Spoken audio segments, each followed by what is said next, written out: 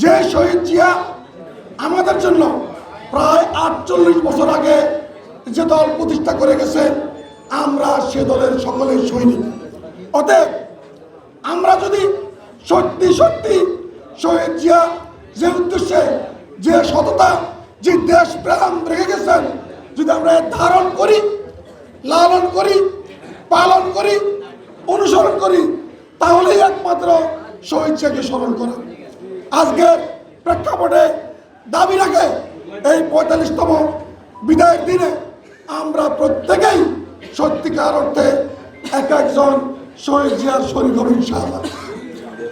আমাদের প্রাণপ্রিয় নেতৃবৃন্দ, কর্মীবৃন্দ, গত 12 তারিখের নির্বাচনে 17 বছরের জেল, জুলুম, হুলিয়া, মামলা, হামলা, পালিয়ে থাকা, বাড়িঘর নষ্ট করা, দোকানপাট নষ্ট করা, চাকরি নষ্ট করা, এরপরেও যারা গত 12 তারিখ নির্বাচনে যে ত্যাগ স্বীকার করে, সকল মতকে উপেক্ষা করে, সমস্ত মতকে এক স্রোতে বিলীন করে দলের মনোনীত প্রার্থীকে, দলের মার্কাকে যে ত্যাগ স্বীকার করে নির্বাচিত করেছেন, অতীতের সকল ত্যাগ, সর্বশেষ নির্বাচনের দিকের ত্যাগ সহ আমার পক্ষ থেকে, দলের পক্ষ থেকে প্রত্যেক নেতা কর্মীর প্রতি, প্রত্যেক নেতৃত্বের প্রতি আমার পক্ষ থেকে গভীর কৃতজ্ঞতা, শ্রদ্ধা। ইনশাআল্লাহ আমি যতদিন বেঁচে থাকবো, সকল ত্যাগী নেতা কর্মীকে পুনর্বাসন করা আমার প্রথম দায়িত্ব।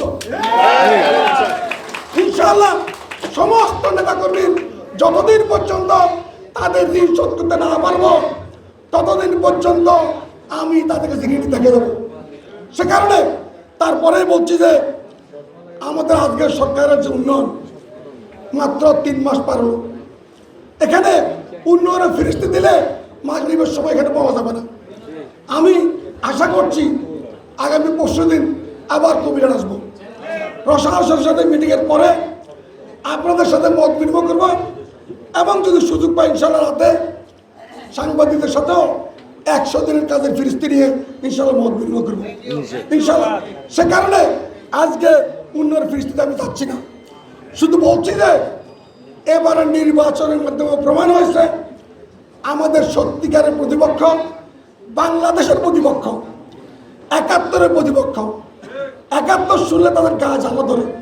কারণ হচ্ছে 71 কেন গা জ্বালা ধরে? 71-এর স্বাধীনতার ঘোষণা করেছেন শহীদ জিয়া। শহীদ জিয়া স্বাধীনতা ঘোষণা করেছেন, মুক্তিযুদ্ধ করেছেন, সশস্ত্র যুদ্ধ করে দেশকে স্বাধীন করেছেন।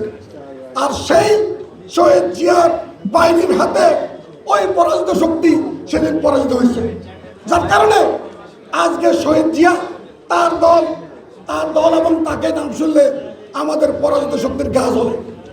71-এর পরাজিত শক্তি বট বাহিনী এবং 24-এর পতিত স্বৈরাচার, তারা এক হবে, এক হয়ে সংগ্রাম করবে। আমাকে আপনাকে সর্বোচ্চ সতর্কতার সাথে এটা বিবেচনা নিতে হবে। এরপর আমি যেটা আসতে চাই, উন্নয়ন। এই উন্নয়নের জন্য আমাদের সকল পর্যায়ের নেতা কর্মীবৃন্দ অনুরোধ করবো যে আপনারা রাজনীতি করছেন ত্যাগ স্বীকার করার জন্য। যেহেতু আমরা শহীদ জিয়ার অনুসারী, শহীদ জিয়ার সৈনিক, আমরা রাজনীতি করি ত্যাগ স্বীকার করার জন্য, ভোগ করার জন্য। এলাকার রাস্তা ঘাট, স্কুল, কলেজ, মাদ্রাসা, মাঠ বরাক্ষ, এগুলো সমভাবে উন্নয়ন হবে ইনশাআল্লাহ। আমি শুধু চাই নেতা কর্মীরা যারা রাজনীতি করেন, সম্মান আর অর্থ এটা একাত্রে চলে না।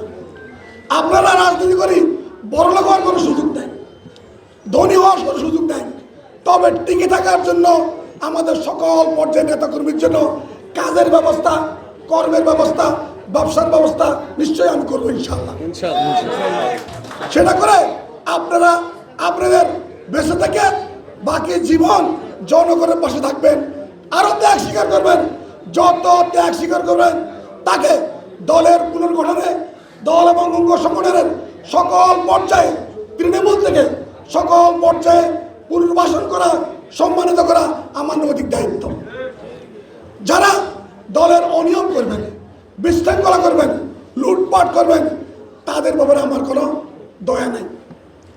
আমি অত্যন্ত কঠোর হব, সাথে সাথে বলবো একেবারে তৃণমূল থেকে যারা অতীতে বর্তমানে দলের বিএনপি এবং অঙ্গসংগঠনের কোনো পর্যায়েরই কোনো কমিটি নেই। আমরা বাইরের মাইকটা বন্ধ করে দেন, আমি 4-5 মিনিট কথা বলবো মাত্র। ইনশাল্লাহ 10 মিনিট পর আজামাত হবে, আমরা ধরতে পারবো।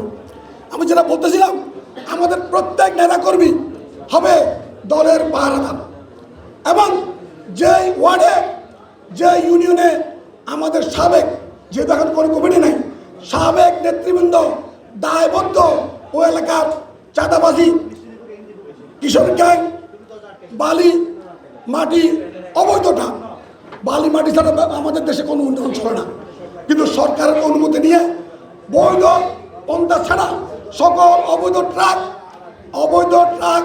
অবৈধ বালি, অবৈধ মাটি, চাঁদাবাজি, দখলবাজি বন্ধ করা হচ্ছে আমার পক্ষ থেকে, আমার সকল পর্যায়ের তৃণমূলের নেতৃবৃন্দের উপরে।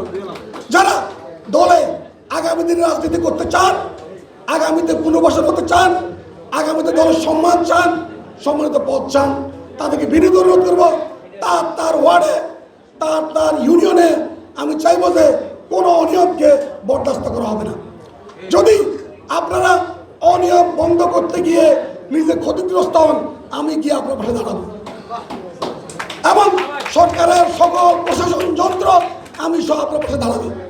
কিন্তু কোনোভাবে অনিয়মকারীকে, চাঁদাবাজকে, বালিকাউকে আশ্রয় প্রশ্রয় যারা দিবেন, তাদের প্রতি আমাদের দয়া দেখানো করে সুযোগ নেই। যত ত্যাগ স্বীকারই করে না কেন, সকল ত্যাগের জন্য আমার পক্ষ থেকে গভীর কৃতজ্ঞতা, আমি সেলুট জানাবো। কিন্তু তার অর্থ এই নয় যে মুক্তিযোদ্ধারা জাতির শ্রেষ্ঠ সন্তান। আজকে আমরা শহীদ জিয়াকে স্মরণ করছি, উনি সেদিনের শ্রেষ্ঠ সন্তান বলে। সকল মুক্তিযোদ্ধা জাতির শ্রেষ্ঠ সন্তান, কিন্তু তাদের ত্যাগের পরে যে তারা ডাকাতি করে, নিশ্চয়ই এটা অনুমোদিত নয়। সে কারণে আমাদের 17 বছরের ত্যাগ, নির্বাচনের ত্যাগ, সকল কিছুর প্রতি সম্মান জানিয়ে বলছি, কোনো ত্যাগহীনতা কর্মী ওই সুযোগ নিয়ে, তখন আমাদের সাথে ছিলেন, ওই সুযোগ নিয়ে কোনো অনিয়মে জড়াবেন না, এই বিনীত আলোচনা করছি আপনাদের কাছ থেকে। আমি বেশি কিছু চাই না, কোনো উন্নয়নে এখানে এমপির কোনো কোটা নাই, কমিশন নাই, এই পদ্ধতি এখানে নাই।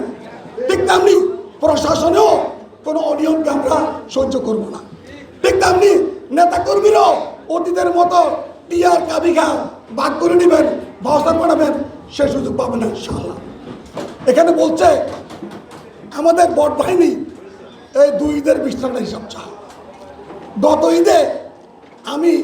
ঈদের টাকাও ঈদের আগে আসে নাই, পরে আসছে। এখানে আপনাদেরকে সাংবাদিকদের কাছে পরশুদিন ইনশাআল্লাহ বিস্তারিত বলবো। সেখানে যারা পেয়েছে তারা নিজেদের লিস্ট সরকার অফিস আছে, আমি নিজে আমার ব্যক্তিগত নগদ অথবা অ্যাকাউন্টে আমি আমার পরিবারের কাছে 1 টাকার দেওয়ার সুযোগ নেই। দ্বিতীয়ত কোরবানিদের টাকা আমি শুনছি ঈদের যেদিন সর্বশেষ বন্ধ, ওই দিন শুনছি চিঠি হয়েছে, এখনো ডিসি এবং ইউরো পায়নি। অতএব আমাদের কাছে নেতাকর্মীর কাছে আসার সুযোগ নেই। পেলে সাংবাদিকদের মাধ্যমে ইনশাআল্লাহ সকল দুস্থ যাদের জন্য আসছে তাদের হাতে বসবে ইনশাআল্লাহ, অক্ষর অক্ষরে, এটা নিশ্চিত থাকেন। বট বাড়ির কোনো অপপ্রচারে আপনি কথা কান দিবেন না। শেষ করছে বলে যে আজকে শহীদ জিয়ার এই শাহাদাত বার্ষিকীতে আয়োজন করছেন তারা এবং যারা শুনছেন সকলকে কৃতজ্ঞতা জানাবো। যতদিন পর্যন্ত আপনারা শহীদ জিয়ার অনুসারে থাকবেন, ততদিনই আমি আপনাদের পাশে আছি ইনশাআল্লাহ। সকল রক্তবিন্দু দিয়ে, সকল সামর্থ্য দিয়ে এই এলাকার জনগণের পাশে থাকবে ইনশাআল্লাহ। এই জন্য আজকের এই দিনে শহীদ জিয়ার শাহাদাত বার্ষিকীতে ওনার সর্বোচ্চ আল্লাহ তাআলা জান্নাতে মাকাম দান করুক, এবং তার সাথে সাথে ওনার প্রিয় সহধর্মিণী, আমাদের প্রিয় নেত্রী, বাংলাদেশের মা বেগম খালেদা জিয়া এবং ব্যারিস্টার মওদুদ আহমেদ, ওনাদের আত্মার মাগফিরাত করে কামনা করি।